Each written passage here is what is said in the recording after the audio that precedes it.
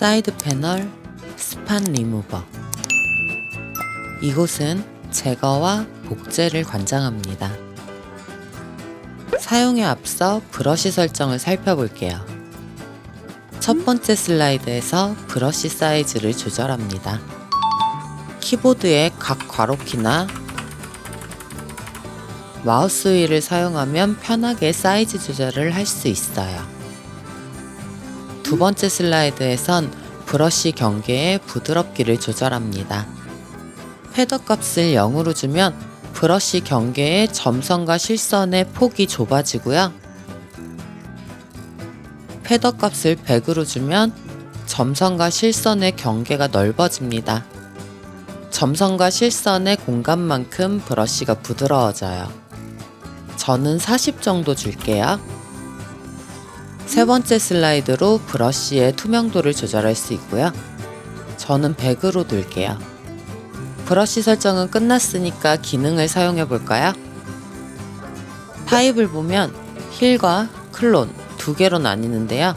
힐 기능은 불필요한 곳을 제거할 때 사용합니다. 그럼 이 힐 툴로 두 번째 병아리를 지워 볼게요. 패더 값을 감안하고 병아리를 칠하면 짜잔! 감쪽같이 사라졌죠? 이렇게 영역을 선택했을 때 시스템에서 비슷한 영역을 찾아 자동으로 덮어주지만 종종 엉뚱한 곳을 불러올 때도 있어요. 지금처럼요. 그땐 브러쉬 포인트를 클릭해서 위치를 옮겨주시면 됩니다. 남아있는 잔상이나 그림자는 한 번 더 칠해서 덮어줄게요.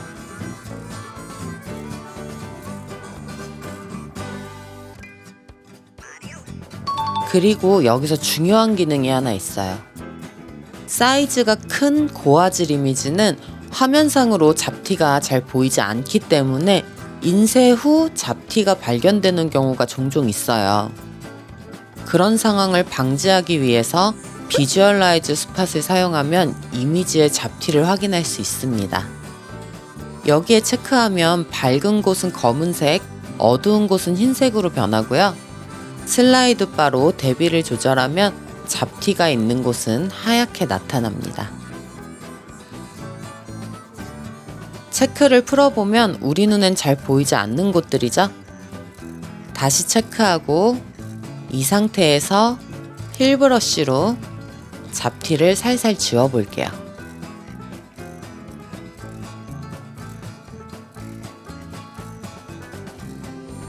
잡티를 다 지웠다면 체크를 해제해 원래 상태로 만들어주세요.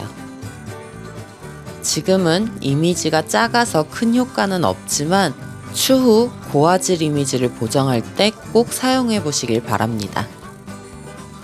다음, 오버레이는 뭘까요? 포인트가 살아있을 땐 이 포인트 위에 중복으로 브러쉬를 덮어 씌울 수가 없어요. 이 포인트 위에 또다시 포인트를 덮어 씌우고 싶은데 그럴 수가 없죠. 이동 툴만 보이죠? 그때 오버레이의 체크를 해제하면 브러쉬 포인트가 사라지면서 편하게 브러쉬를 덮어 씌울 수 있습니다.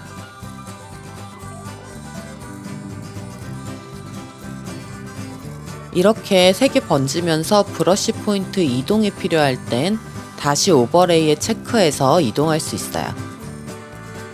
자, 이제 마지막으로 클론, 복제 기능을 사용해 볼게요. 타입에서 클론 기능을 선택해 주시고 맨 끝에 병아리를 복제해 볼게요.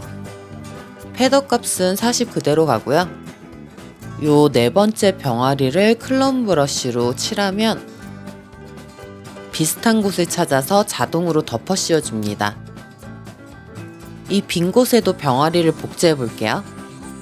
빈 곳을 칠하기 때문에 시스템에서 빈 곳을 찾아줄 건데요. 이 초록색 포인트를 네 번째 병아리 쪽으로 이동하면 빈 곳에 병아리가 복제됩니다. 위치를 살짝 다시 잡을게요. 이렇게 똑같은 병아리 3마리가 완벽하게 복제됐습니다. 어때요? 참 쉽죠? 구독, 좋아요 부탁드려요.